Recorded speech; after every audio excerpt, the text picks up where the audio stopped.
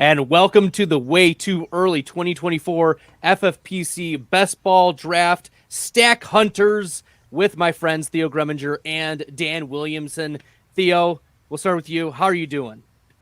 I'm doing great. This is a lot of fun. I'm so excited that Dan Williamson is going to be doing content at Player Profiler. I know Dan; he's a great friend of mine. We've podcasted together 1,000 times at this point, and he's one of the people that I discuss fantasy football with the most in the entire world.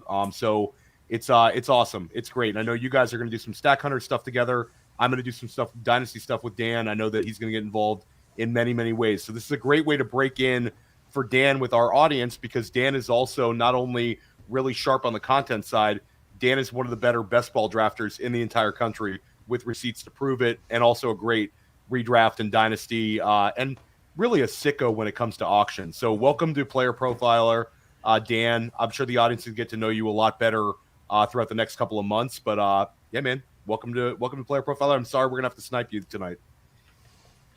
It's quite all right, because you guys don't stand a chance against me, really. Yeah, that's right.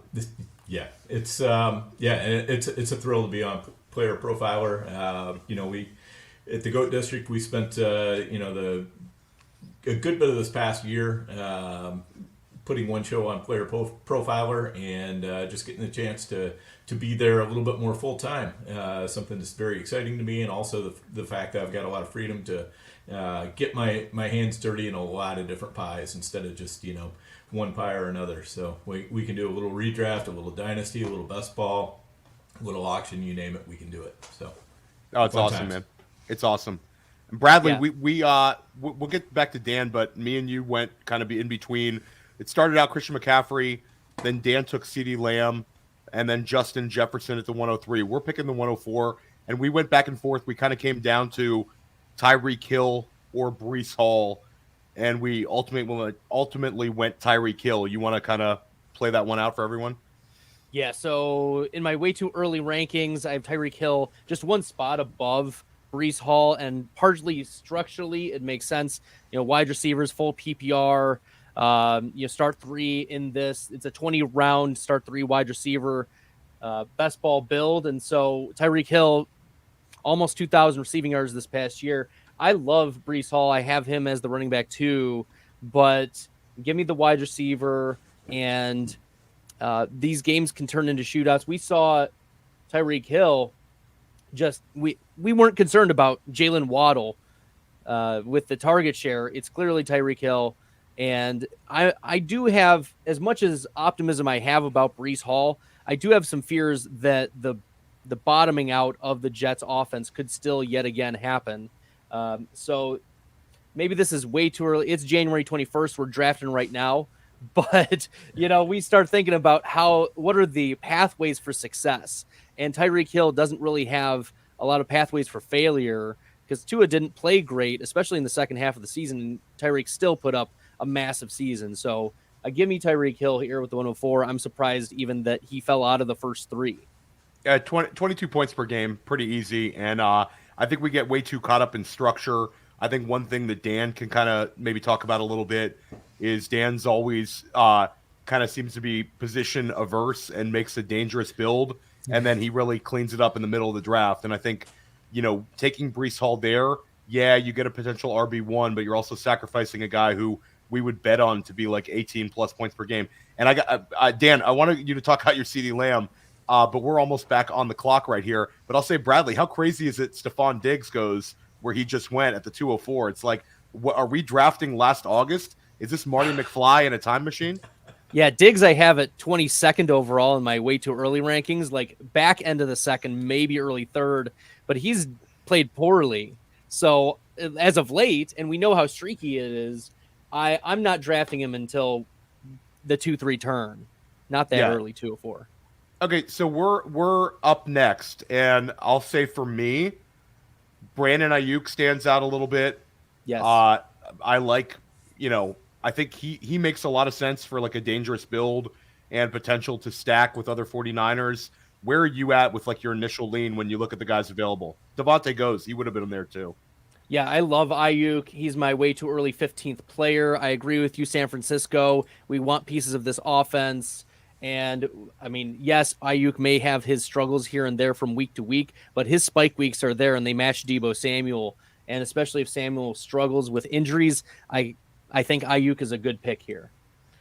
So I'll lean Ayuk if I'm happy putting him in. I think he makes us dangerous, especially as a wide receiver too. And in this best ball format, those spike weeks matter.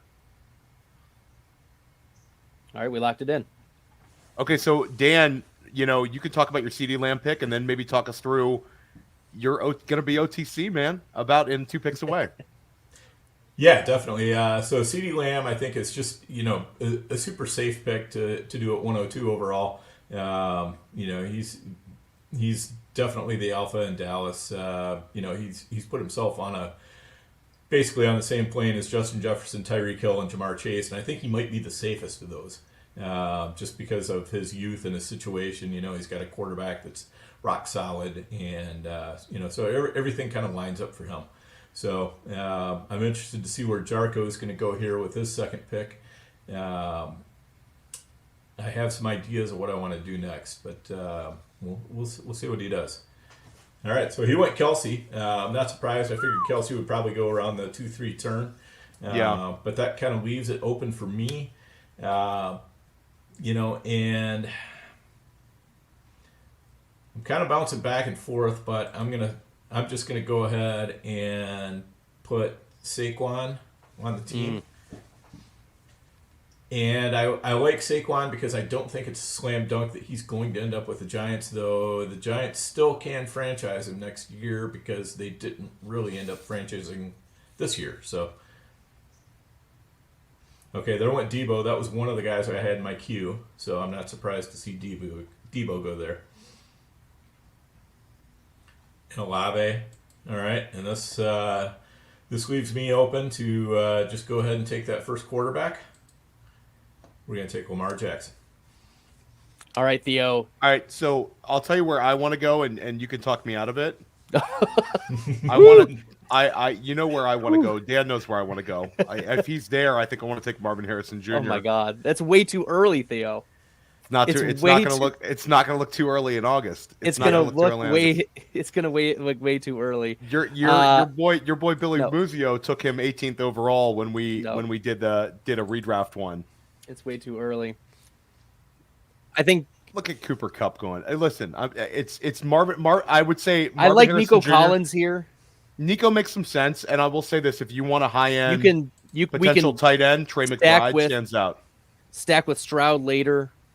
That's the thing. Not too much later though. If you take, I think Nico's fine. But again, Marvin Harrison Jr. I'd rather have.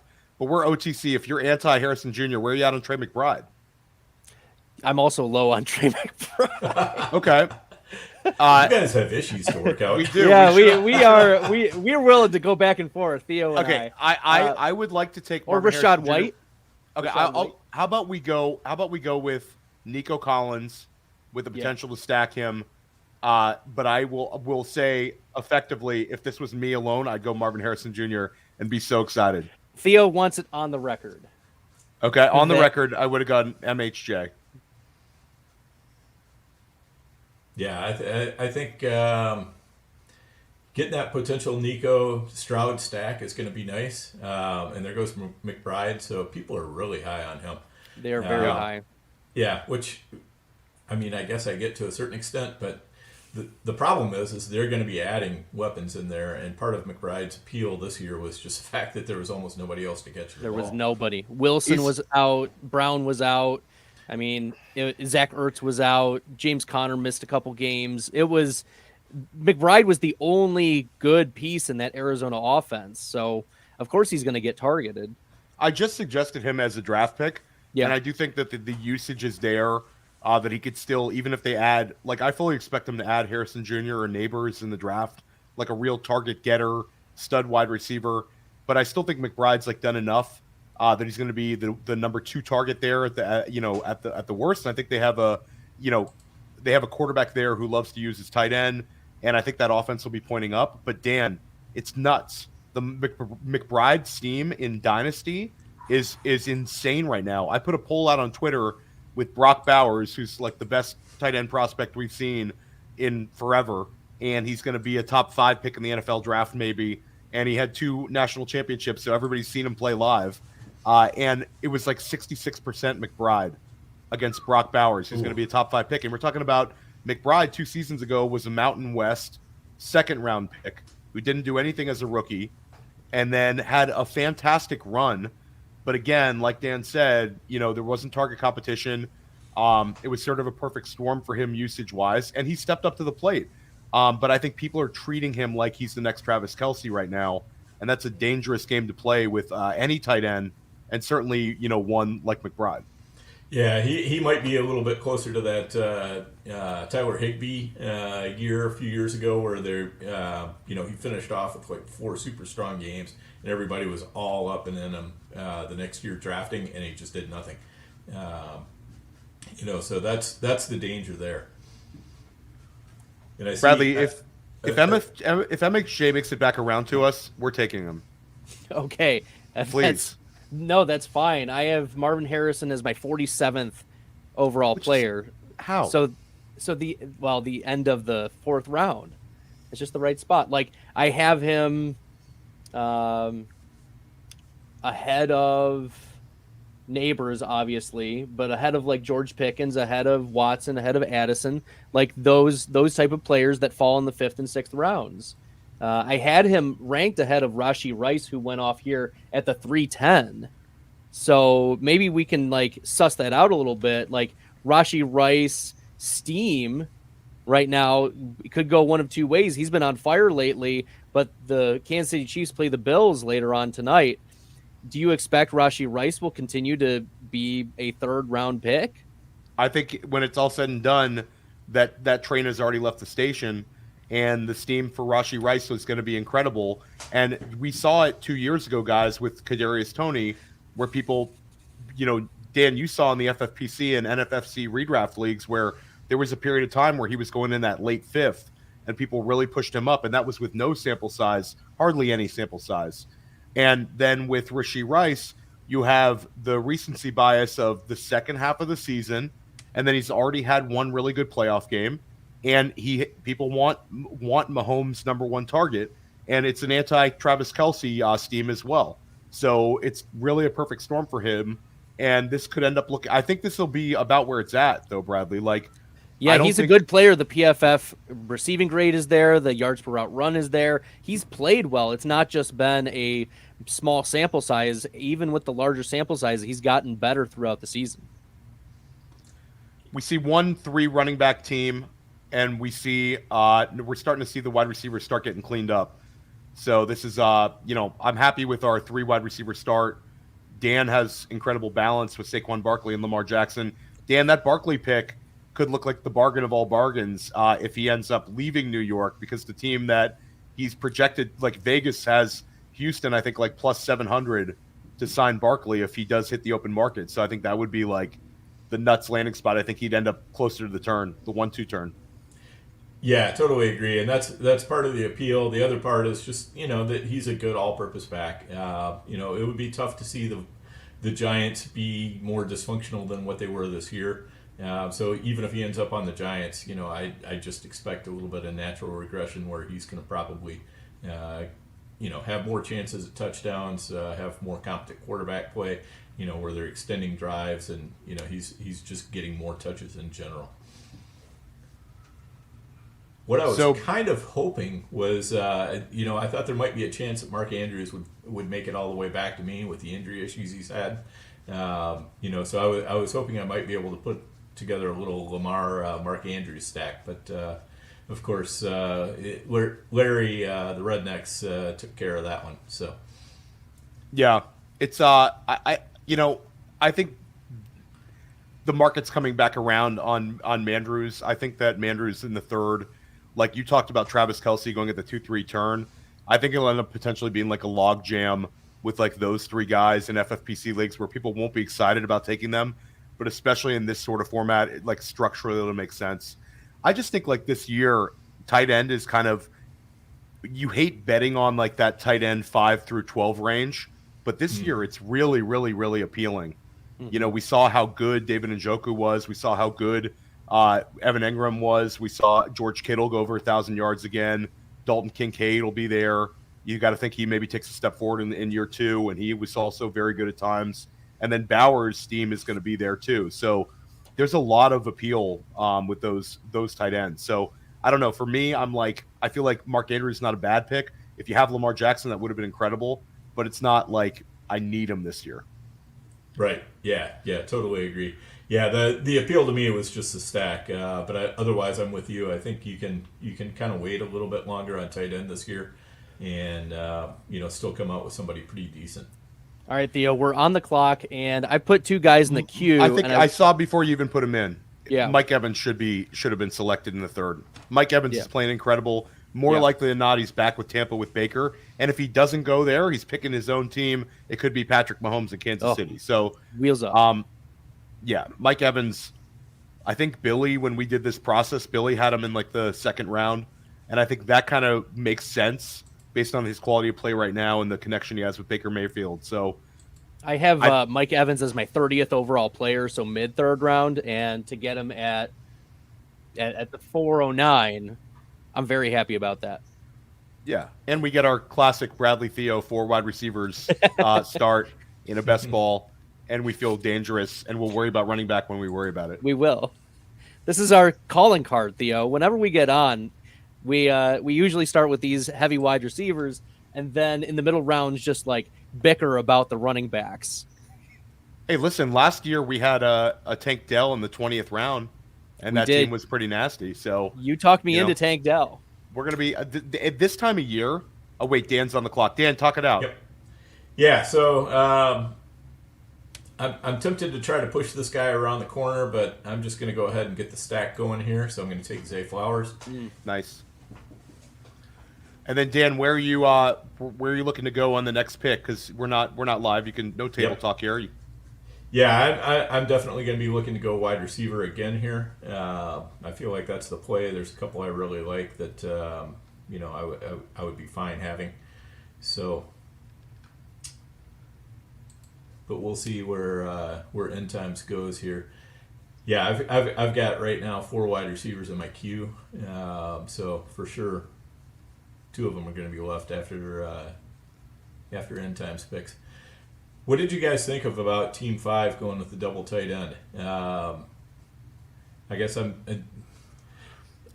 I'm struggling to see the logic in what he's doing there, but I think that the double tight end is not the worst move. I've done it before, but I don't know if you get the edge with those 2 that you would with potentially like Bradley and I. Like I look at this 20 player format where you can take a number of tight ends and take like more shots on tight end. If you're going to go like skinny at the tight end position, then I'd want probably to go with Laporta and start it out like that and then take another guy. So I don't know. I don't know how much edge you get with Kincaid there. I think they're going to be chasing in a couple spots. Yep, for sure. All right, and the guy I was hoping would be there is there. So we're going to do a little Christian Kirk here.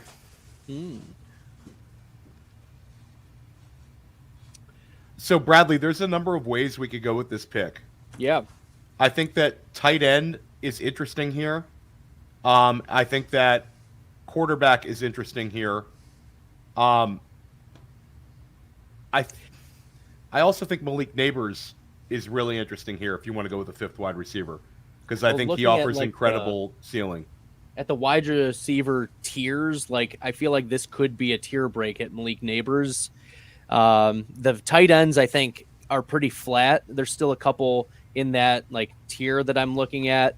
I'd be okay with waiting. Or there is a quarterback that I have in the queue that I'm big in on. But you put in Neighbors. I see the quarterback, and we can talk openly about it. Like there's a chance that I think 6th round CJ Stroud will probably be there.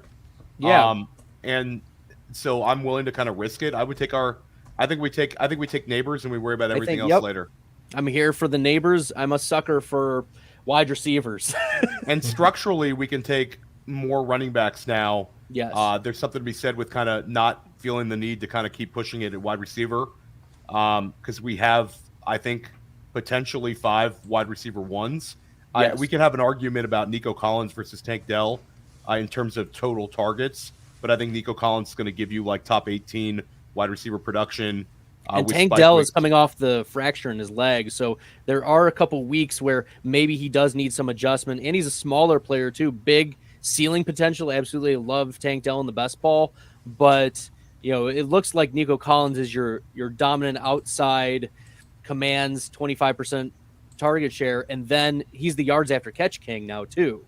So give me lots of that, and then I think Stroud could come back. There's other quarterbacks as well that I like, and we can stack late. I bet you Baker Mayfield could be late. Tua probably falls a little bit in these types of drafts. I think your quarterback, the quarterback that we had in the queue, who I also really like, Anthony Richardson, yes, will probably be there in the 6th round as well. Oh, I am going to be drafting a lot of Anthony Richardson this year. He's my quarterback 4. Multiple top 5 QB weeks. And also, I think we have a great deal of faith now in, I think, the Shane Steichen offense with him. Now that Jonathan Taylor is there, I think they're going to franchise tag Pittman. And, I think that team's on the up. I think Richardson, all he's got to do is stay upright. But it wasn't like a lower body injury. It was a shoulder. So it's not going to affect anything with the running ability. And there goes David Njoku. Yeah, I'm not sure how to suss this out, Theo and Dan. Maybe you guys can offer some insights. Part of me is really optimistic about David Njoku, what they put on in the second half and the way he was targeted. But I'm also concerned about 2 things. One is that was with Joe Flacco, and we expect Deshaun Watson to be the quarterback in 2024. And the second is they just fired their tight ends coach and their offensive coordinator. So the offense could look a lot different for the Cleveland Browns in 2024, given those changes. So I feel torn about David Njoku, and throughout the offseason, I'm going to be paying attention very closely to how the Browns address this situation. But I'm skeptical that David Njoku can replicate just the second half of what we saw this season. And it may, as Dan alluded to earlier, it might be the Tyler Higbeast situation. So maybe Dan or Theo, you guys want to chime in too. I'm a little bit less worried about the offense there in Cleveland because I think it's still going to be the Kevin Stefanski offense. He's just going to have a new offensive coordinator running it. So as far as like the play design, everything else, I think that's going to be pretty much the same. It's going to be how does this offensive coordinator put things together? What kind of a game plan does he put together? So that's not why I'd be worried about Njoku. I'd be mostly worried about Deshaun Watson is he going to be as good for Njoku? Weird enough to say as Joe Flacco, because Flacco was he was letting it rip, and he clearly had trust in Njoku. I haven't seen quite that level of trust between Deshaun Watson and Njoku yet. You're starting to see the tight end steam. This is going to be like those pockets of tight end cleanup. We'll probably see Jake Ferguson go in the beginning of the 6th. Mm-hmm. He stands out a lot here. Bradley, I would have been ecstatic if he came to us in the back end of the 6th. I think he's a little bit underrated right now. You get Hawkinson at the injury discount there for Team 12. That could end up looking really good depending on what the reports we hear. But you go Bowers, Njoku, Engram, Kittle, Hawkinson, and then we'll throw Jake Ferguson in this mix. That's why I think like tight end's so strong this year, where we've seen in years past people attempting these kind of bully tight end looks. I think you'll see more when we get to like main event season and in best ball where people are trying to hit like 2 tight ends in this range. And Dan, I'd even argue that the team with McBride and Kincaid, like they could have gone Kincaid and one of these guys and potentially had similar results with the great structure, and their team could have gone with a Rashad White or Josh Allen and had maybe been a little more dangerous mixing it up. Yeah, I just felt like both of those tight ends were reaches there, which made it really tough. Oh, there goes Anthony Richardson. Yeah, so we're I think we're automatic CJ Stroud here, Bradley. If we want the stack, we don't mess around with it. Team 1 has no QB, and if he's not there, I think we're kind of wide open. Ferguson and Stroud make the most sense structurally for us. I don't think there's a running back that we like absolutely have to take here. Nope. I'm in lockstep with you about CJ Stroud.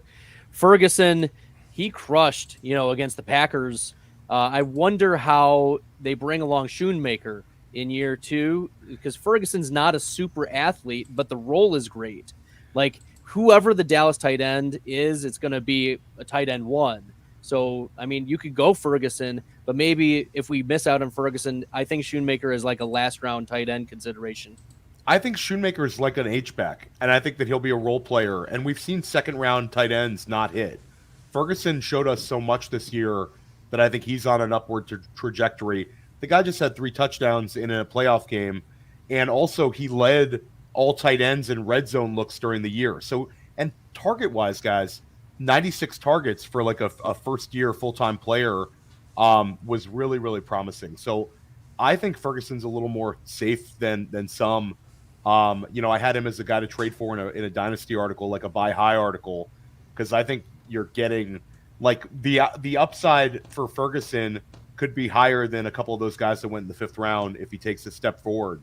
We're talking about a year 2 guy, and he took this big of a leap after being like a complete backup in year 1 to Dalton Schultz. And it doesn't hurt that Dak Prescott could make Dan or I like tight end 15 next year. It's fair. Very, very, very true. I would also say, just that Dak really, he locks in on guys. He's been locked in on Lamb. He's been locked in on Ferguson.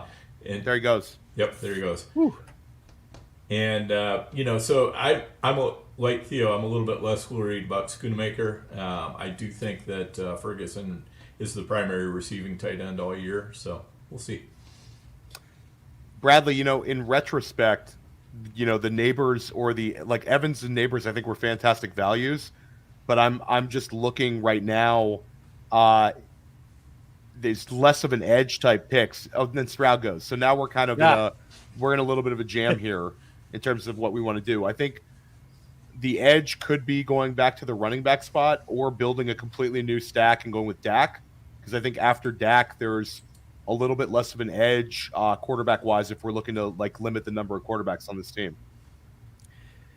We could go Dak. We could go running backs. I have Josh Jacobs around this area. Jacobs fine as a good value. Yeah, I mean he'll sustain volume no matter where he goes. It feels a little bit like it could be a Miles Sanders like pick from last year, but we've actually seen Josh Jacobs be RB1 type production and throughout different coaches too. Yeah, I'm okay with Jacobs. I don't think he's bad here. I don't think we get a huge edge out of it, but we have another pick in the 7th, and at least we get an RB off the board. Yeah. Jacobs is fine, and I think that they want him to be a Raider again, especially with Pierce coming back. I think there was a connection there. Pierce went out of his way to praise Josh Jacobs whenever he could.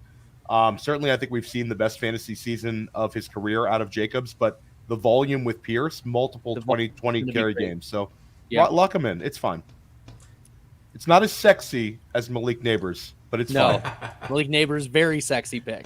Yeah, Josh Jacobs, I think, is a great 0 RB, first running back for that kind of build. Dan, you're one pick away here. Who are you looking at? And just to recap Dan's draft: CeeDee Lamb in the 1st, Saquon Barkley in the 2nd round, Lamar Jackson in the 3rd, and then he came back with double wide receivers Zay Flowers and Christian Kirk. And Dan, you're OTC right now. Talk it out. Yeah, there's not much talking to do. We're going to take Terry McLaurin right here. He's going to have a new quarterback. I'm liking the looks of that.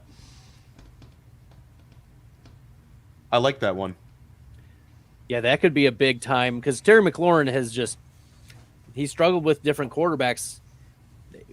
He's put up some strong efficiency metrics, but we've seen some inconsistency due to the quarterback play. We're waiting for that to hit. Washington is definitely in contention for trading up, or they're going to select the quarterback at 2.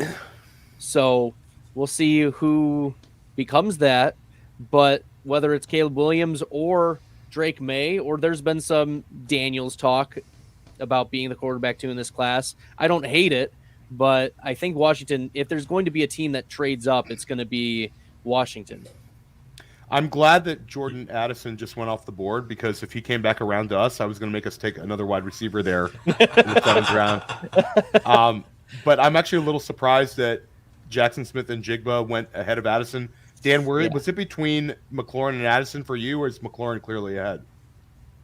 I have McLaurin ahead right now just because we feel like we have an idea that they're going to improve the quarterback position, and I think that's basically all that he needs. Whereas Addison, we've got some more questions about what's going on at quarterback with the Vikings. Hopefully, it's Kirk Cousins, for fantasy, but that's not guaranteed either. So I think there's a lot of question marks. He's the second receiver on his team, whereas McLaurin is more the primary. So, all right, and we're gonna take Dallas Goedert here. Just because I feel like he's a solid pick. If you're getting Goddard at tight end 13, I mean, what's to complain about there? We had him in the queue. That's a great pick, yeah. man. So, I think that's a really, really good value. And Pitts for that matter at the 701. Yeah, I would have I was kind of hoping Pitts would come around because then I would have probably taken him. And Dan never wants to take Pitts in years past, so now we've reached the point he needed Pitts to age like a wine before Dan would open it up. Round 7 Pitts. There you go. So Pitts has aged like dandelion wine. Let's be clear. But we're OTC here. Bradley, I think that the most dangerous pick is Dak. I think we don't have any correlation, but he stands out. I'll throw out the only other one that I would consider here. I like Tyjae Spears here in the 7th round because I think he could move up to like the 5th if some things bounce right for him this offseason. Yeah. But I think we lock in Dak. Lock in Dak. We get our quarterback 1 out of the way. And we can go like fragile at the QB position with Dak. I don't think we need to go, once Dak is like the cutoff line for fragility, if you're using that term in best ball. Like we could do a 2 QB build. We could do it's probably a 3 QB build because we don't know we don't know landing spots for rookies and all that yet. And Dak Prescott, quarterback 4 this past year in terms of best ball value rating, like he crushed. Only Lamar, Jalen Hurts, and Josh Allen were better, and we'd seen in previous years Dak Prescott be a top 5 quarterback in terms of best ball points added. So while we don't have CeeDee Lamb, which I was kind of surprised that the 702 didn't go Dak given that spot because he probably wasn't going to come around back to him at 8. So we're out stack hunting here and maybe stack sniping. Well, let's talk about our build here. So we ran down. Dan was at CeeDee Lamb, Saquon, Lamar Jackson, Zay Flowers, Christian Kirk, Terry McLaurin, Dallas Goedert. And then for our team, Bradley, Tyreek Hill, Brandon Ayuk, Nico Collins, Mike Evans, Malik Neighbors, 5 straight wide receivers. And we balanced out a little bit with Josh Jacobs and Dak Prescott. We have no tight end yet in the tight end premium FFPC. And there goes Tyjae Spears, 1 pick after us, guys. Mm-hmm. So, the steam is there for Tyjae right now. It's kind of like Rashad White last offseason. Is that Hubbard? Chuba Hubbard. No. Dave Hubbard. Dave Hubbard. Might be Dave Hubbard. Jackie Moon goes Dave Chuba Hubbard probably Hubbard. has so many aliases in the best ball streets. I'm telling you, I think Meehan is one of the names he uses. It's possible. Roma Dunze goes in the 7th. I think that's great value. He could go ahead of Neighbors. I think they'll both be top 10 picks in the NFL draft. Studs. Yeah. Odunze, I had 61 overall. So that's a strong pick. Mm-hmm. Yeah. Pickens goes off right after. I think in best ball, Pickens is a good pick in this type of situation where you are starting 3 wide receivers. We saw the big spike weeks, and then quarterback couldn't get any worse, frankly, for Pittsburgh this past year. You started Trubisky some games, you started Pickett some games, started Mason Rudolph, and George Pickens at the end of the 7th. I like it. This is like when it becomes kind of the wild, wild west because ADP is not set and people are, trying to build out structure. So we see a running back run here. I like the Derrick Henry value a lot. Oh, it's huge. Really good value because I think he's, he basically said a fond farewell. I think it's going to be Baltimore, and I think he'll shoot up ADP after that because they wanted to trade for him. It seems like an easy replacement, if you want to have a sort of an upgrade to Gus Edwards. And it just makes sense for that guy to go to a winning team like Baltimore and chase a ring. And with J.K. Dobbins progression unsure with the injury. I mean, Derrick Henry, you don't need a lot of efficiency from him because you're not going to get it. It was pretty low this year in terms of, I think it was outside the top 30 in yards created, yards per carry. But Derrick Henry thrives on the volume, and we know Baltimore will just hand it off, and he's held up pretty much his entire career. Right. So Bradley and Dobbins also is a free agent, so we have that as well. So Bradley, I would say we're kind of wide open here. I'll say that the edge right now, kind of appears to be, in my opinion, quarterback or running back. Because we could go and take a second quarterback and kind of shut it down. And I see who you have there, and I like a couple guys there. Yeah, there's. I like him, and there's. Let me see. There was one other quarterback that made sense, but I think. Well, we can talk openly. Yeah. I think Justin Herbert and Kyler Murray make some sense right here. I think that's great. I have them in that tier. I also like Brock Purdy if he comes later. I'm not sure because of our stack with Ayuk, but I mean the Herbert value is too good here. With I think the Herbert value. You're officially Herbert ahead of Kyler in your rankings right now. I have Kyler and Herbert back to back. So again, I see them. And there goes Purdy, and I think both of them are just solid values. And I love the idea of just going fragile, having two quarterbacks, and then we'll be able to make up for it. Like, because we're going to be chasing tight end in the second half, and tight end's one of those spots in FFPC where if you choose to go this route, like Bradley and I, it's really hard to go, hey, I'm going to get a bunch of tight ends from round 16 through 20. You want to have those guys that are going to have at least some predictable volume, predictable targets. Running back and wide receiver, we can kind of make up for it in those last couple rounds. If we're we don't have to really hit wide receiver because those guys are all going to hit our lineup. Yeah, if anything, we're looking for correlation. If we take Kyler, maybe a Michael Wilson or something like that later on. But I think Justin Herbert's gone. We're 2 picks away. If Kyler's there, I say we take him. Yes. And then if not, who's your favorite running back on the board? I like Swift. I also, and maybe we can discuss this a little bit, but Raheem Mostert is still there too. I don't know. I think it's playing with fire. Oh, okay, so Kyler goes, and we're OTC. I think you kind of hit it with Swift. Either he's back in Philadelphia next year, or he goes and I think he goes somewhere else because they get a compensation pick. Yep. Yeah, they'll get a compensatory pick. So I don't think that he did well enough in Philadelphia where they're going to feel particularly tied to him. He's got the I also don't think it's out of the question he takes a hometown discount, guys. He's from Philly. So we'll see where that goes. I'm okay taking him. It does feel like kind of a purgatory pick, though. Is there another direction you want to go with the running back, Bradley? We could go Swift, and then we can revisit later. That's fine. So let's take Swift. It's not that great, but he's not going to 0. No. Okay. So we got DeAndre Swift as our RB2. He was like RB20 this year in best ball value rating. Like, it's fine. Like, he fills the spot, and maybe we can take some upside swings later on handcuffs. Yeah. That's totally fine. The one thing that's great about this rookie class is the whole narrative that this running back class is horrible is going to create a lot of early best ball values. I think you have to be willing to take rookie running backs in this class, even with kind of the ambiguity on some ADP. Those are how you build these monster builds. And then the overhyped sleeper did not like my Raheem Mostert comment. He gladly gobbles him up right there. It's Devon A-Chain season, guys. Takes a step forward. Yeah. Well, here's the thing. Mostert still got less than 700 career carries. Can you believe that? Doesn't even matter. I don't care how old he is. He's still fast. He's got a nose for the goal line. He's been, at least as durable as Achane. So, I don't know. I mean, in the 8th round, this is best ball. We are looking for upside at this point, and I don't see a running back that has the upside that Mostert does. So, Theo, there's a couple other players that I'm going to put in the queue. We can discuss. Looks like Justin Fields just went off. That was one of them that I was thinking about.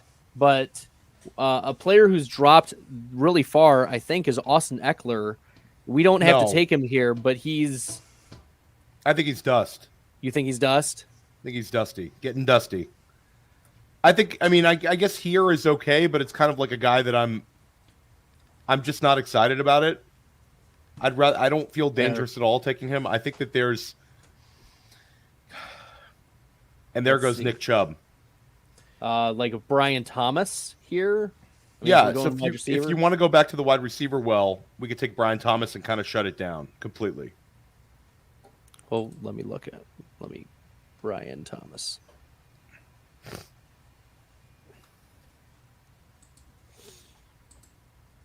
We want Brian Thomas? I would rather take Brian Thomas, who I think could be a top 15 pick. All right, we're going to go Brian Thomas, wide receiver. There you go. Done. Boom. Yeah, I mean, that's a type of player at running back.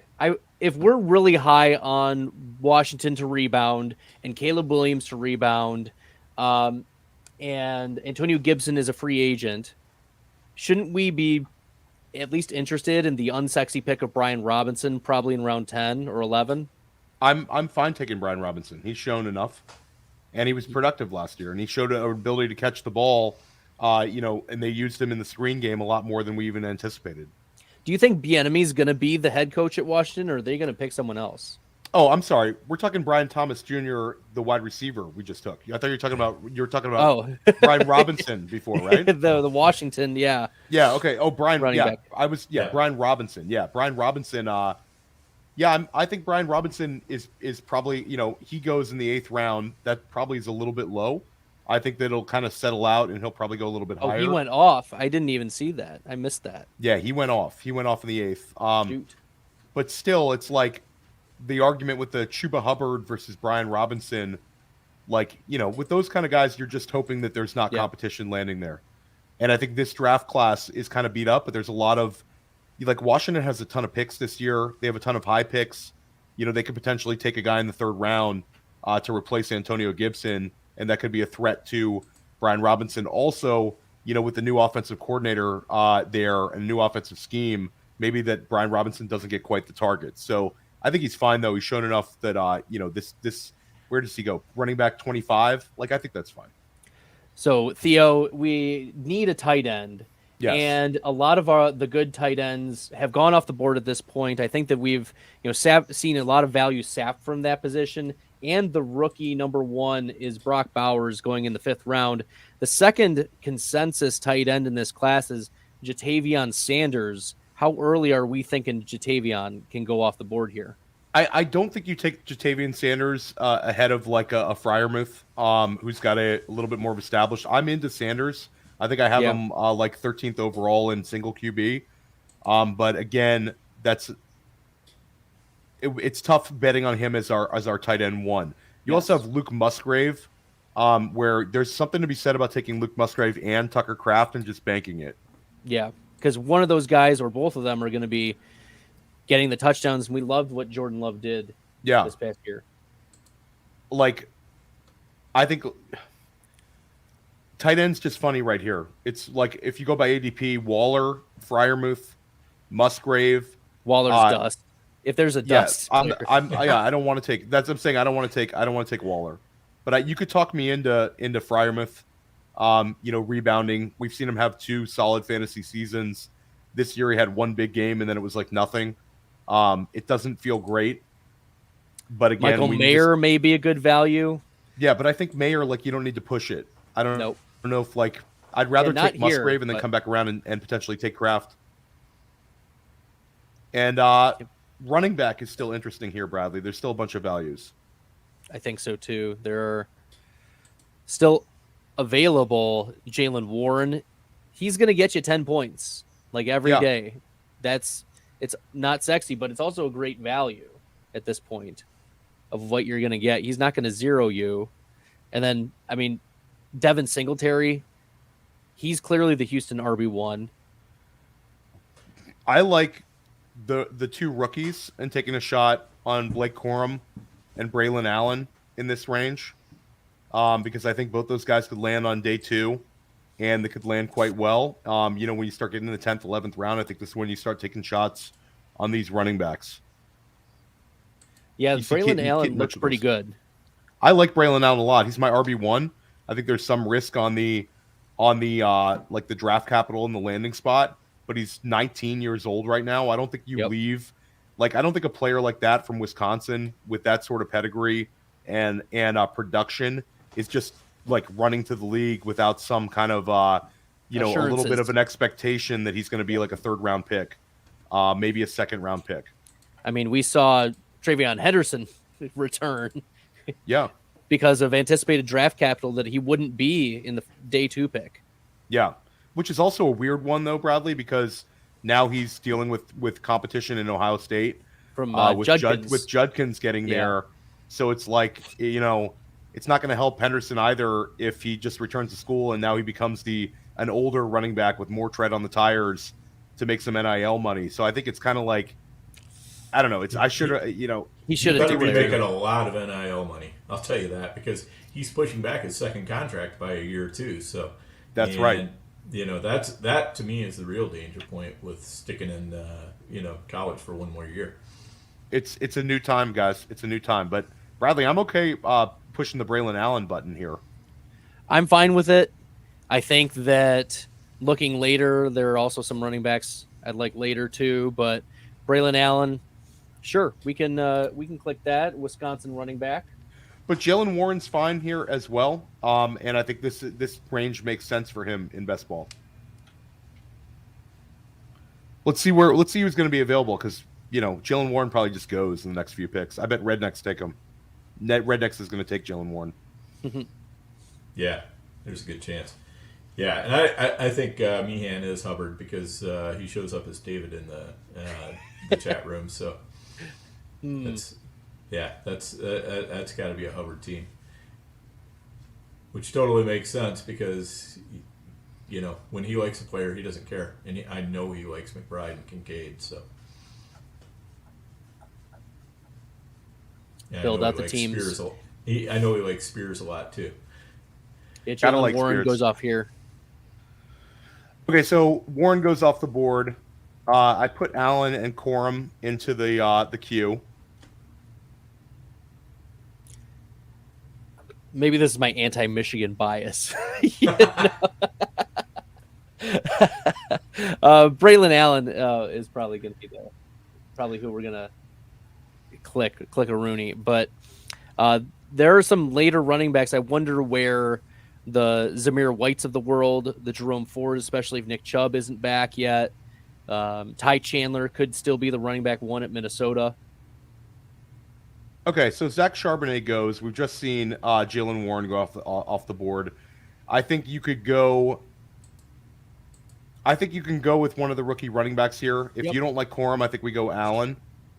And I think that a couple of those running backs you mentioned are going to be there in the 11th round. I mean, Allen will probably be there too. It's more who do you want to draft than having trying to anticipate ADP right now.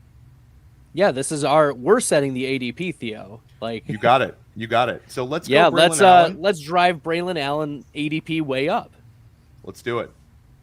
It's a good thing you guys did it, because he was top of my queue. So Bradley, you don't like Blake Corum.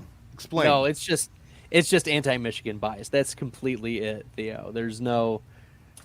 He's a great player, and I think it's So technically, it was the Fighting Irish who broke off the agreement, if you want to get technical, because it was the athletic director from. I know you're like anybody not listening. Bradley is a proud Notre Dame alum and a huge Irish fan, but when you get technical with it, it was the Notre Dame AD who didn't like Dave Brandon when he was at Michigan, and jammed him, and he basically handed him a note before a Michigan Notre Dame game. When it was a Notre Dame home game, and saying that we're ending the contract now, and there was 3 games set. So basically he assured that Notre Dame got the final 1 as a home game, and Michigan only got 1 home game out of like the final 3. Brandon was apparently not a great guy, but he jammed him up, and it was Notre Dame who ended it. So, your Michigan bias, Bradley, should have an asterisk on it. It is okay. It's okay, I suppose. I live with my wife is a big Michigan fan, so we love conquers all, I suppose. But that's one that I have to swallow every year because Michigan's been very competitive under the Jim Harbaugh regime. Yeah, I think he's gone. I think he's taking an NFL job. 100%. Well, I'll say this: I live on Long Island, and we have like a lot of Penn State and Michigan people around me. You see more Michigan fans coming out of the woodwork after they win the national championship, wearing all this Michigan gear at like the gym and all over town. I'm like, we didn't see you wearing a Michigan anything 3 years ago, and now you're showing up. So it's a little, they deserve it. That's a big one. And there's team one did the idea of Green Musgrave Bay Kraft. So I'm really glad we didn't take Musgrave there, where we could have gotten sniped on Kraft right there. Right. But Bradley, we don't want to mess too much with too much with tight end. I think one of our next two picks should probably be one, even if it's one we're uncomfortable with.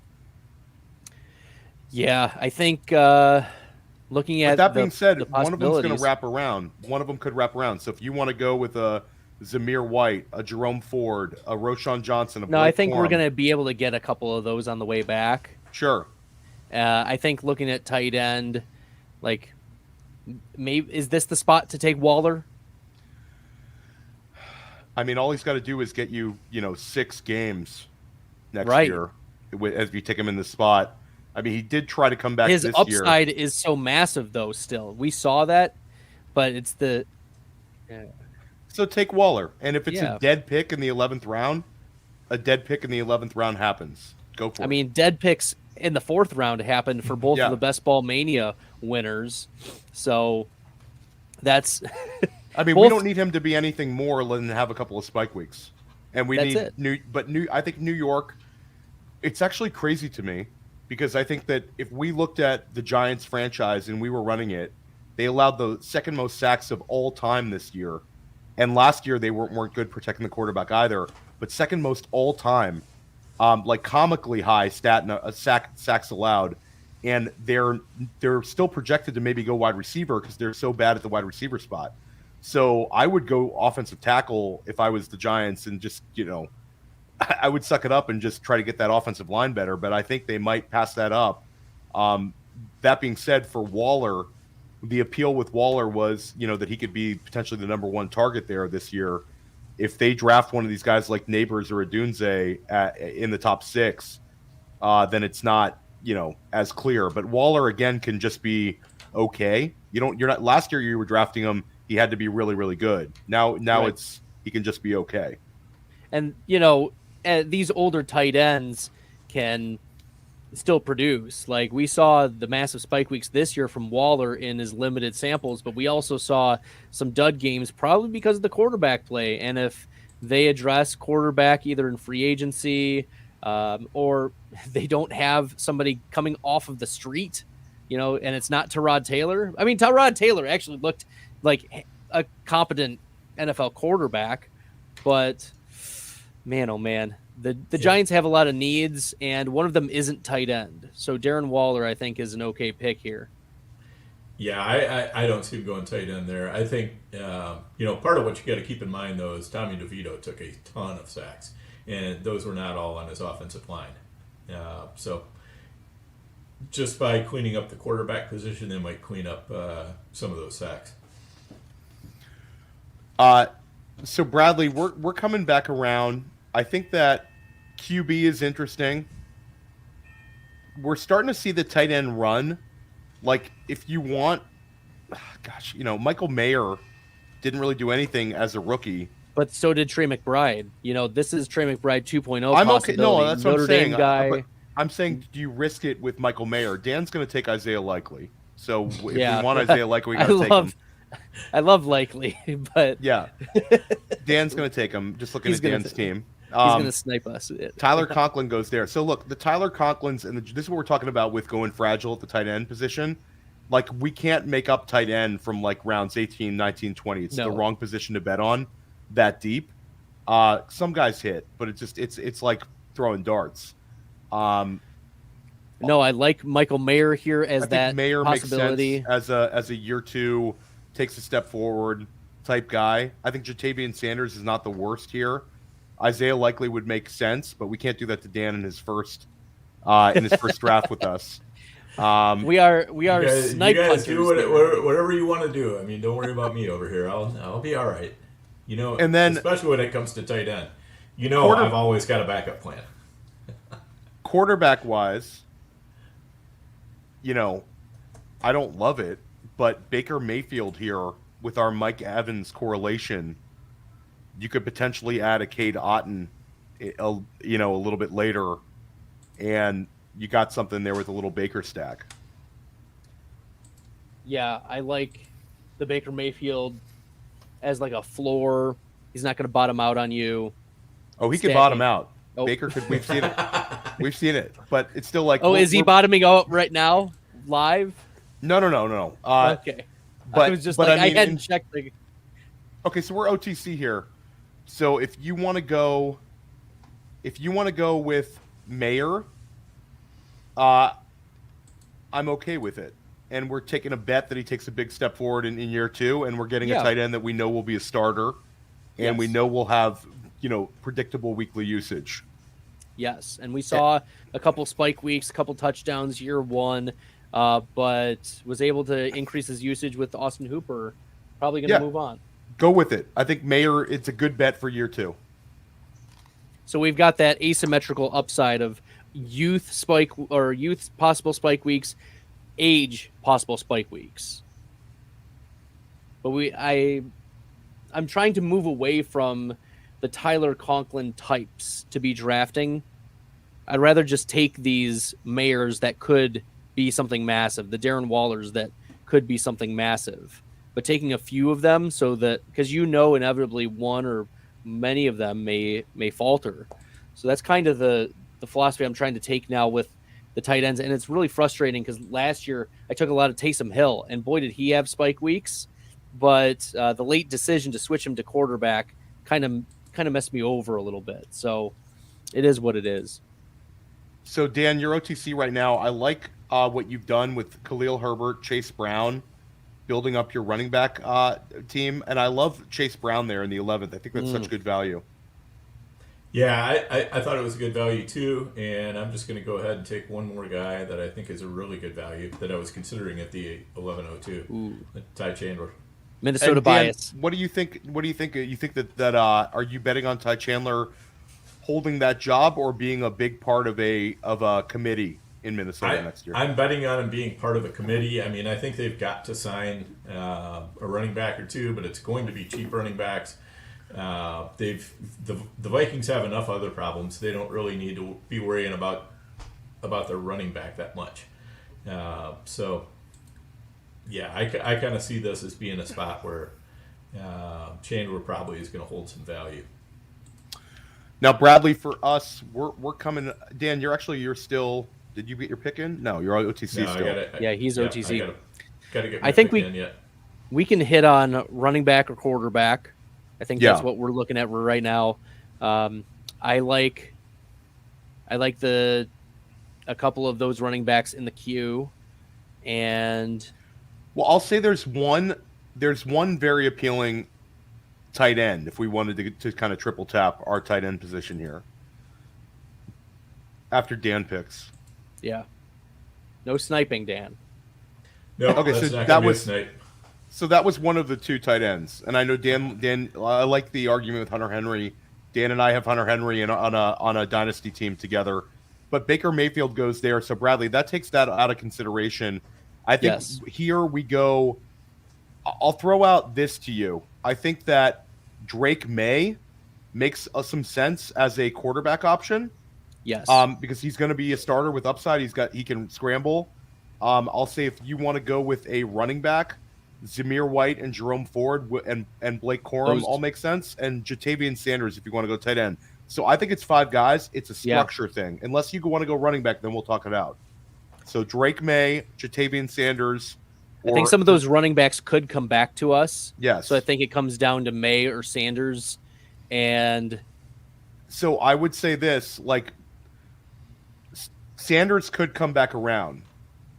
I think Drake May is our QB2. We still have to take a third quarterback. Your choice. Let's go with Drake May and risk that Sanders comes back around. Okay, take Drake May. That's a good pick. Yeah, I think that's going to be solid. We don't know necessarily the landing spot, but it's probably going to be what? Washington or New England. Or somebody New trades England. up because they fall in love with him. Yeah. And so New England, that's going to be a wild one. I'm not sure, but that might also be the D'Amico Ryans 2.0. New England gets their lives together. Well, that's the thing. Is like all these people want to keep like burying New England as a landing spot for people. We have no idea who the offensive coordinator is. They're going to have completely different offensive personnel. They're probably going to bring in a wide receiver or two in the free agency. Demario Douglas is not going to be your wide receiver one. Like I like Douglas, but he's not going to be that guy.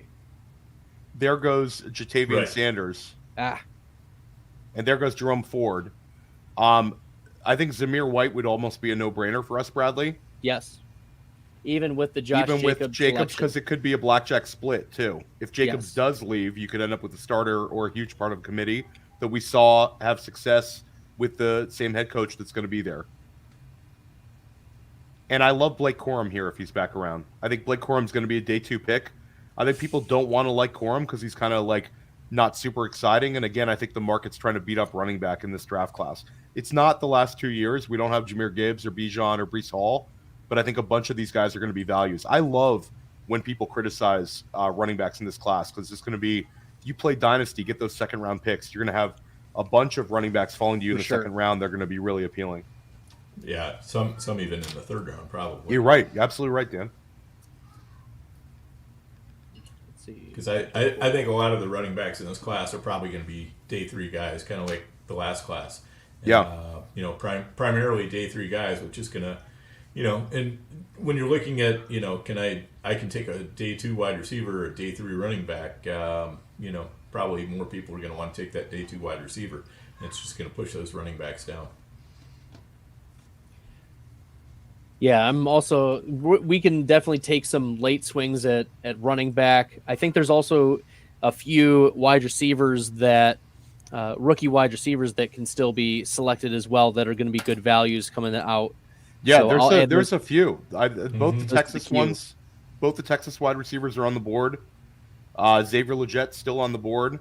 Devontae Walker, who I think I was probably too low on in my initial rankings. Looks like he's going to have the higher draft capital. But it's such a deep wide receiver draft. It's ridiculous right now. They are all big, too. There's multiple players with like size and athleticism.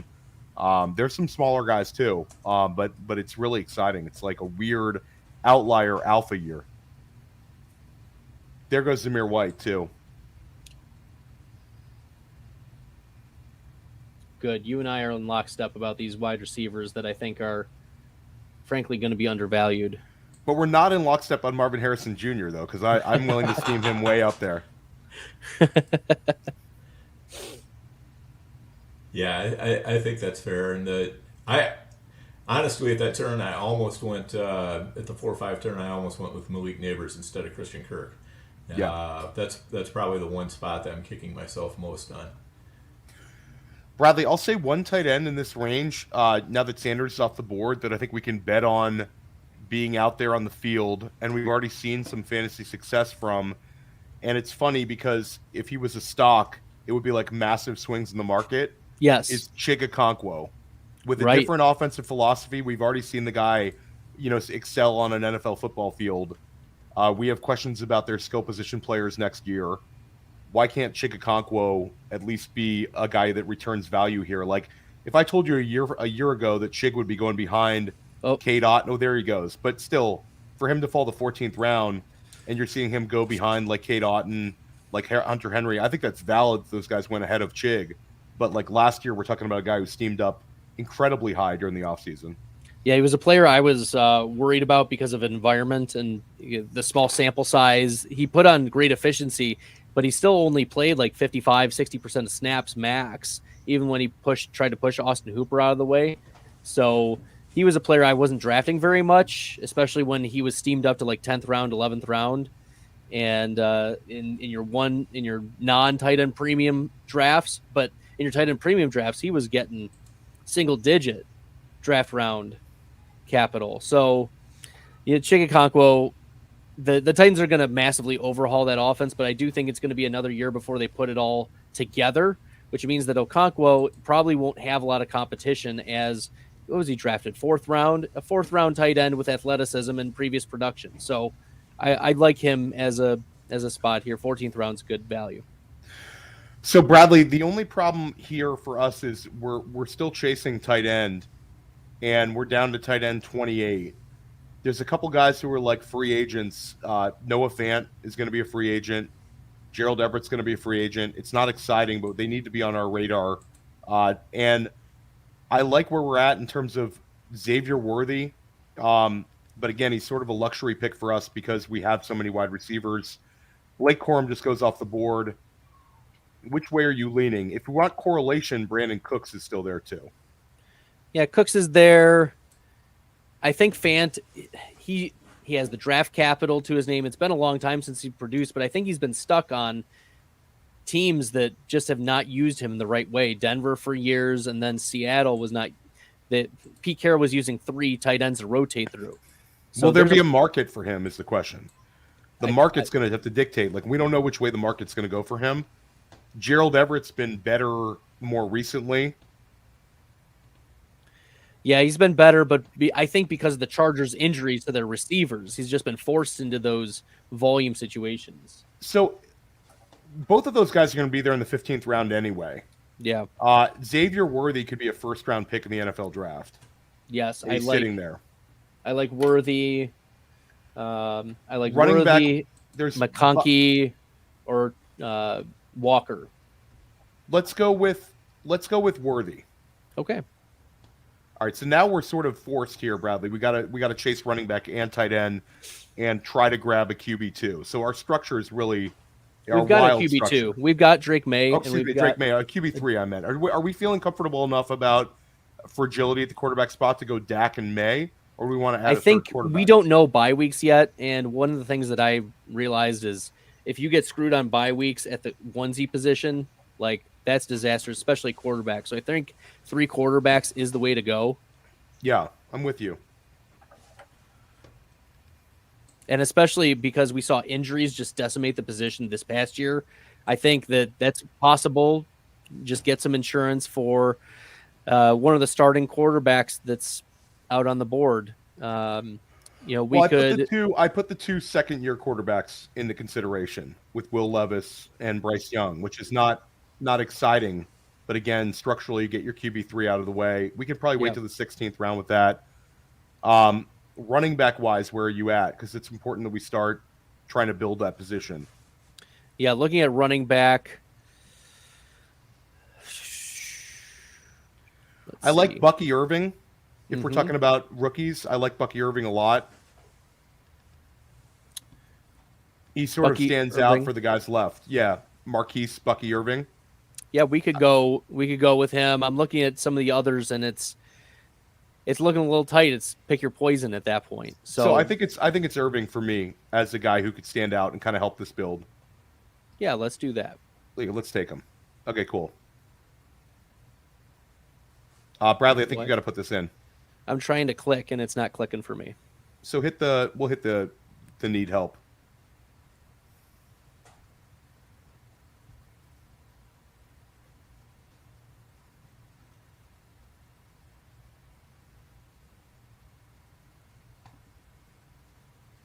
I don't know if there's any commission in these drafts.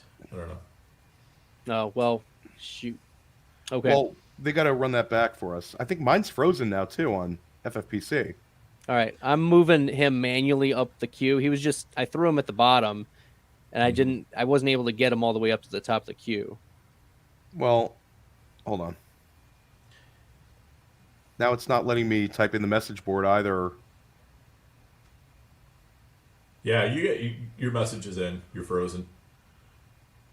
Yeah, we tried. Do you want to? Let me try logging out. Yeah, that's usually the best thing to do. Log out, log in. All right, I did move him to the top of the queue, so we'll see if at least Dan won't snipe us on the turn, but that's frustrating. Very, very, very true, yes. I will not.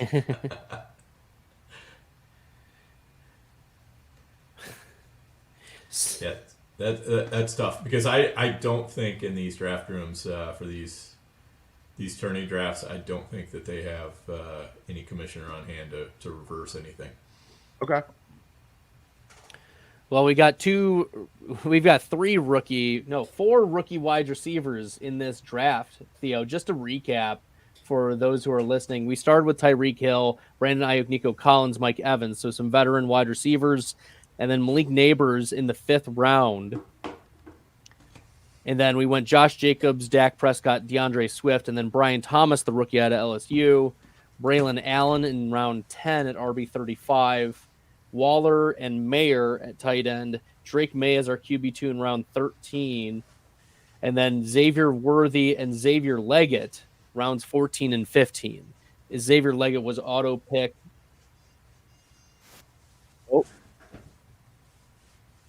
Bucky Irving did go off. Yeah, so they're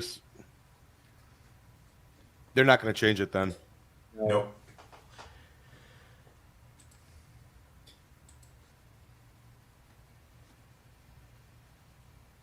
Fortunately, you've still got Zeke Elliott there for you, so.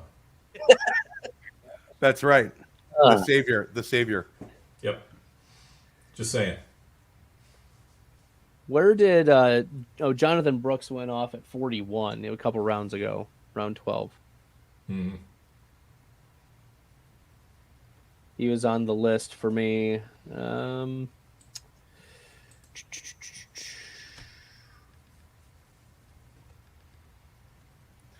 So right now, Bradley, we need to hit running back. Yes. And we need to hit tight end. I think we do. We're done except for those spots. Yes. And wherever Antonio Gibson's going to land, someone's going to use him, right? Yeah, Antonio Gibson would be a good pick here in the 16th round. He's a quality selection. Shipley could be something. Maybe he gets bumped up. I put Shipley in there. I think he'll go by the 4th round. Yeah, he could do something. He was at Clemson. Now, the only other position to consider is adding our QB3. And if we're going to add a QB3, I'd rather add one that's we're pretty sure is going to start next year. And Bryce Young would be it. Jaden Daniels did go off. Yeah, he went a while before ago. Drake May. Yeah, wow.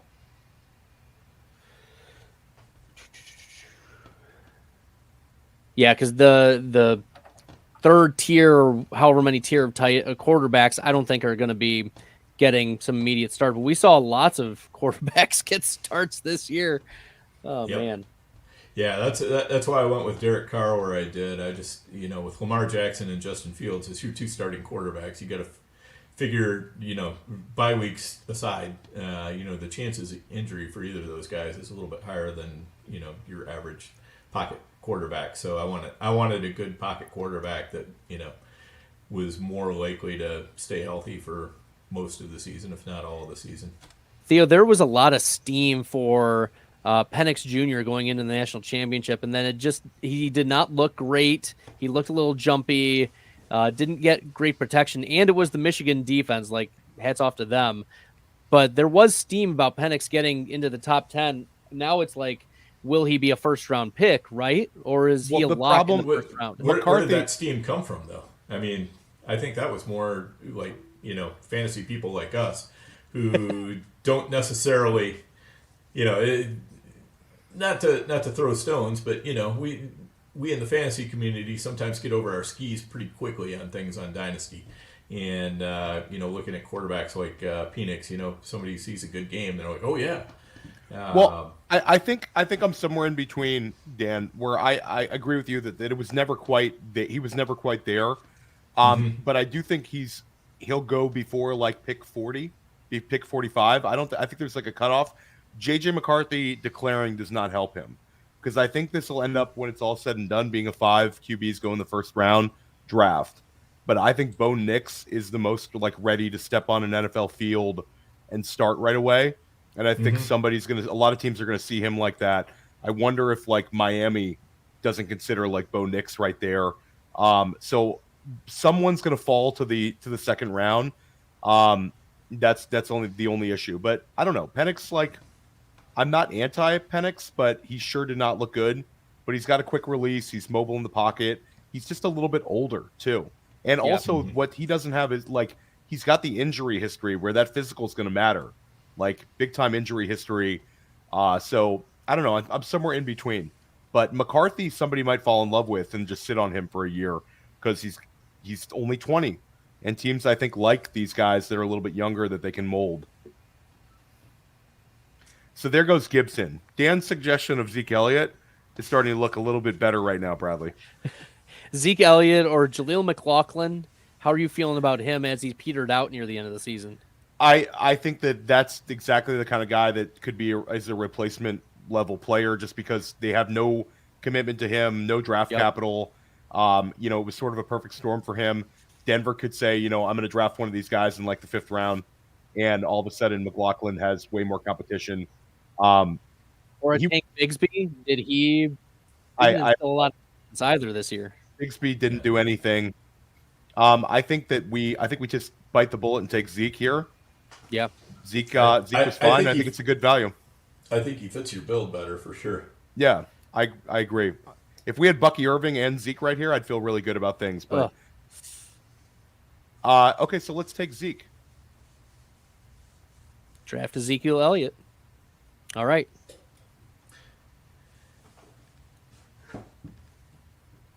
All right, now that you've taken Elliott, assuming he makes it to me, I'm going to take Jaleel McLaughlin because he's a great fit for my build. Absolutely. And that's the thing. I mean, with your build, you kind of needed somebody who could, hold things down a little bit. And I'm more at the point where I'm, wanting to take chances. I'm going to make the bet that, hey, Denver's got enough other problems to solve. They're not going to really, McLaughlin looked good. Because actually coming down the end of the stretch, he kind of petered out for a while, but then he came back and, was really in there more than P. Ryan or anybody else. So it was starting to become more of a two-man split between him and Javonte Williams. So I'm just going to take the chance that they're going to say, hey, we got a guy here who's really cheap and we know what he can do. When you show out a little bit your rookie year at running back, oftentimes that means good things. So we'll take the chance. We are deep in the weeds here, fellas, in the 17th round. Yeah. Real deep.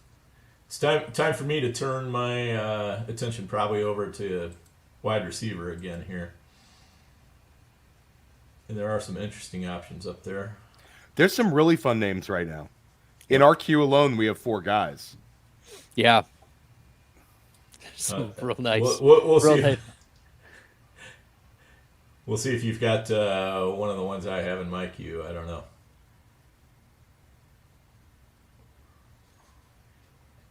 Hopefully, End Times is still with us here. He's normally pretty quick, but he's taking his time now. I'm probably, assuming he makes it back, I'm going to probably hit Treylon Burks here. Again, just because this is he was a first round pick. He's had more injury problems than anything else and quarterback problems. So I think Burks is an interesting pick. I think Tennessee still wants to get something out of him. I don't think he's quite dead yet. If he doesn't fire this year, though, that's it for him. Yeah, he's probably not. We'll see, 17th round,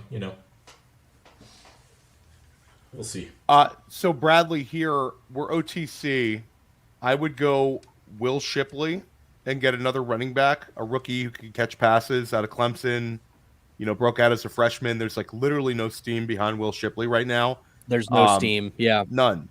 But he catches passes, and in a full PPR running back, he could hold down the fort. And he had nearly 3,000 rushing yards at Clemson, and almost 30 rushing touchdowns. It's like prospect fatigue on him.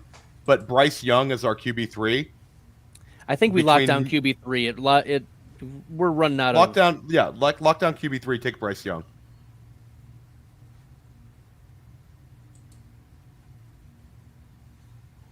I'm adding some late running backs who have history of pass catching in college. just threw two of them in there. Michael Wiley out of Arizona and Blake Watson out of Memphis. I like Blake Watson and I like Wiley, but I don't think those guys can get drafted. Like Watson, I really like, but I don't know. This year he might not get drafted. That's the problem with these guys. Whereas good rushing grades, good receiving grades, good volume. I think it's just a lot of these like running backs that are nebulous, and it depends on what their combine is. Do they go to the Senior Bowl? What do they show out? A lot of those things are going to play into how teams value them going forward. So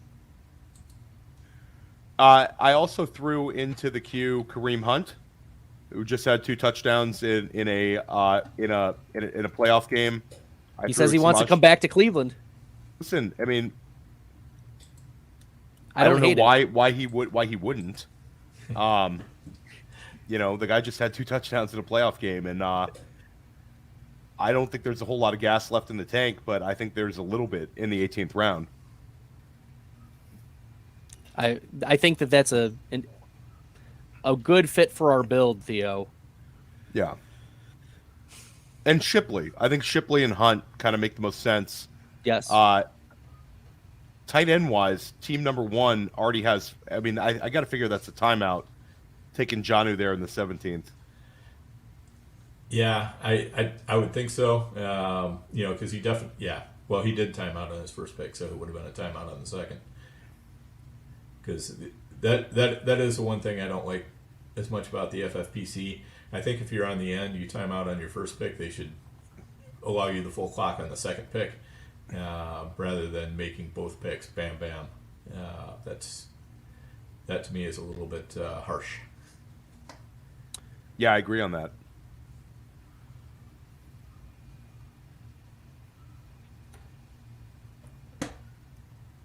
Huh.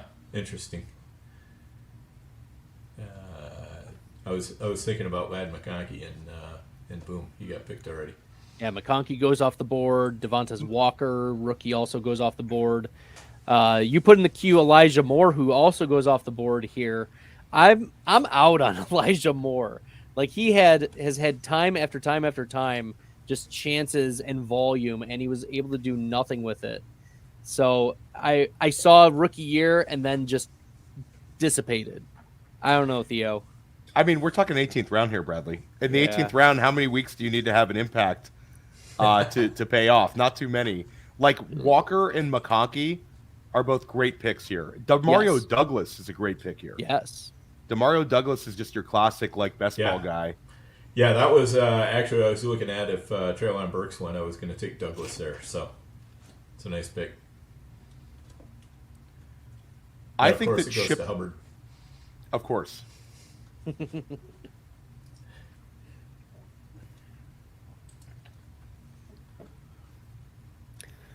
So we're here. Marshawn Lloyd goes off the board. I had Lloyd and Shipley in my top 25. They were towards the tail end. Lloyd's interesting. Lloyd was South Carolina, transferred to USC.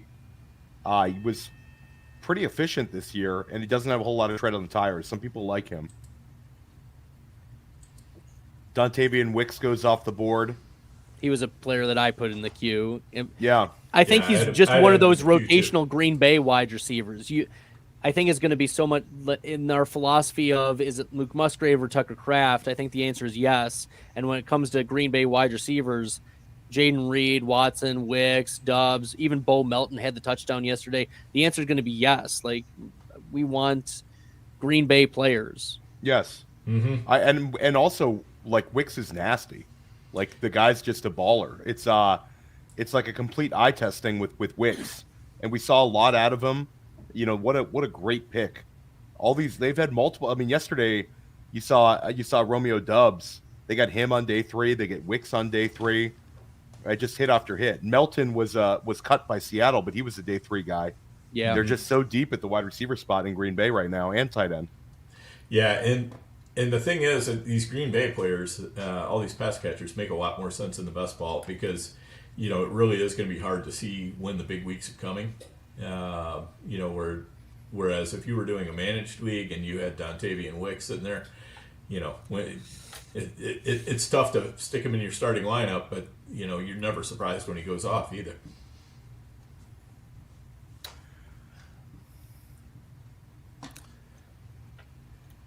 I think what I'm figuring, Theo, in these early best ball drafts, like in looking at the board, one of the things that I think I want to hit more on is these. I know we went 5 wide receivers because of the value and because of the PPR and all of those reasons, but I think I do want to push up the running backs a little bit more. If we're going to get a lot of these projected day 1 and early day 2 draft capital wide receivers in rounds 12 through 16, I think that's a philosophy that we need to, now that we're seeing how the board is sifting out a little bit and the ambiguity of some of the other placements, like the Kendry Millers of the world going in round 14, Kenneth Gainwell going in 14, like we were kind of hedged into taking Zeke Elliott because of this. So I wonder if in the future we look at, okay, we're going to take a running back maybe for structural purposes more earlier so that we're not taking as many shots on these running backs later. Maybe not 3 in the first 5 or anything like that, but given how steep the drop off is at running back, that's something to consider. Yeah, I mean, I think. Okay, you guys definitely got boxed out a little bit on running back, and that was unfortunate. But and the sad thing is, you probably wouldn't have been boxed out so bad if you'd been able to make the pick in the 15th that you wanted to make. So yeah, that's you're right. You're right about that. If we had Bucky Irving in this team, I'd feel a lot better. But I think because you could have still taken Zeke. There's an argument that if we would have gone back and not taken Nico and gone with Rashad White in that 3rd round, I think structurally we'd like this team a lot better. I have Rashad White, in my way too early as 20th overall, but I also like Nico, in full PPR. Mm-hmm. So I think they're both good picks. Shipley. It's just a matter of structure. I think we take Shipley. All right. Good deal. Shipley is ours. Now we're somewhat stuck into taking a tight end here. I think we have to dive into the rookie tight end streets again. Take a shot on I think that it's this Theo year. Johnson out of Penn State. Theo Johnson's at the Senior Bowl. He's like a run. Will run in the 4.5s, and he's like legit size, like 260, 6'5". Jaheim Bell is undersized out of Florida State. He's very interesting. Ben Sinnott is interesting out of Kansas State. Stover's from Ohio State. Some people like him. Spanford is from Dan's neck of the wood, Minnesota. He's a giant. I don't see him as anything next year doing anything fantasy-wise. AJ Barner out of Michigan. I don't know if he's going to get the draft capital of those other guys. I'll say Dawson Knox, though, Bradley. Like, Knox is not going to disappear off the face of the earth. He's not. And Dawson Knox here in the 19th round makes sense for this build if he has 2 weeks. I love Dawson Knox as a spike week. Just all he needs is a couple weeks out of him. Yeah, I think Dawson Knox is the pick if he's here. Yes.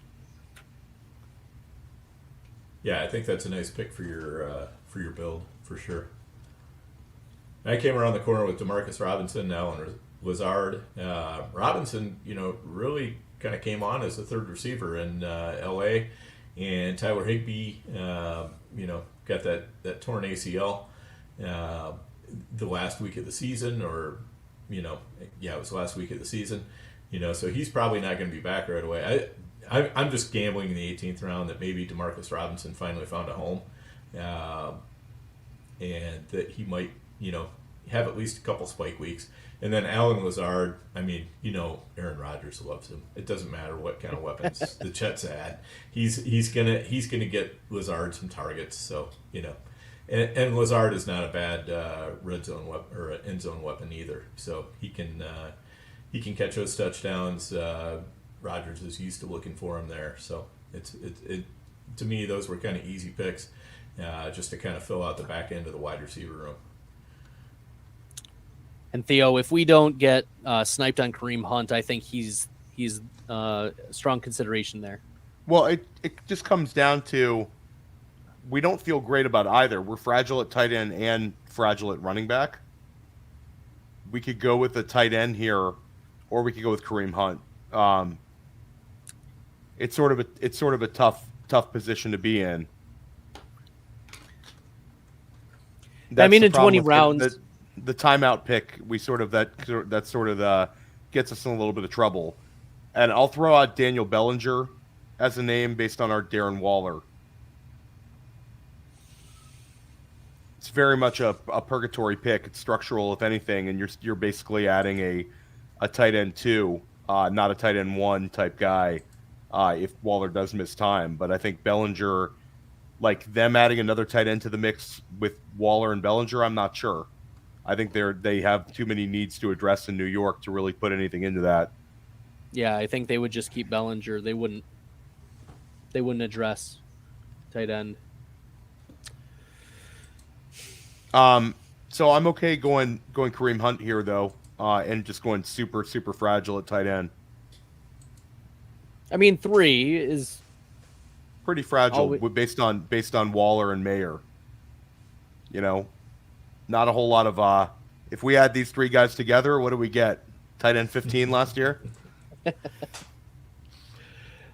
Yeah, the fragility is there, but I think the upside is also the swings that were taken and the replacement level for these tight end. Like if these tight ends replace, it's probably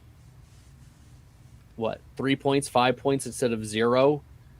We need to be really, really good at wide receiver for this build, and we need our tight ends not to get hurt, but it's a fun place to be. Yeah. And I like that Lazard pick late, Dan. I know you hit on that earlier, but when Lazard and Rodgers were together, Lazard was like a top 15 wide receiver in terms of rate of top 5 weeks. He had a couple spike weeks that were just massive. And if it's just Garrett Wilson as the number 1, I mean, that wide receiver room is way open. And who is it? Brownlee, Cobb, like there's no one else in New York that could be, vying for targets. And my bias, the Lazard jersey right behind me, I have to shout you out there, Dan, the signed Lazard jersey. So, the hopes can't die, or else I have to replace the jersey, I knew as long as I grabbed a Green Bay guy or former Green Bay guy, you'd be okay with it. After the heart-wrenching loss last night, that's something that I'm still trying to get over here. Yeah, that was a good game. It was a lot of fun, but I'll tell you what, that throw by Love, that was a bad one. Oh, that was bad at the end. That was a huge oof. Yeah, you just gotta. They're gonna spend half the offseason just like, all right, Jordan Love, throw it away. Throw it away. Don't throw it across your body. Bradley, I put 2 more rookie running backs into the mix.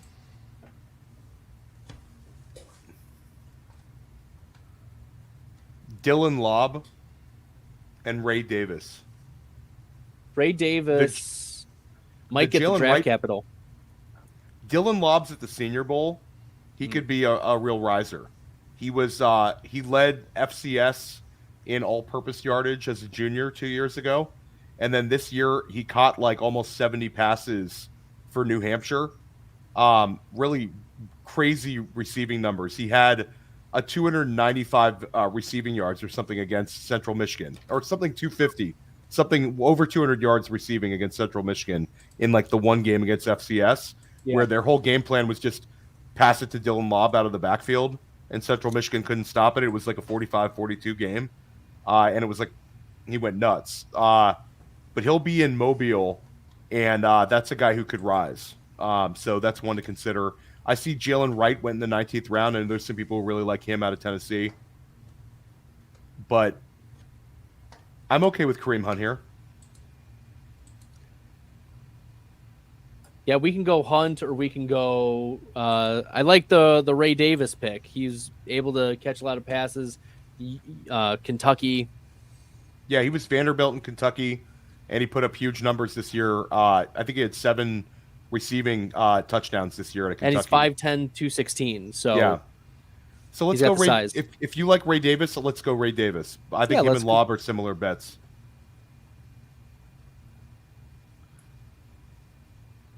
Yeah, not often you can grab the lead singer of the Kinks. That's right. Oh wait, that's Ray Davies. Sorry.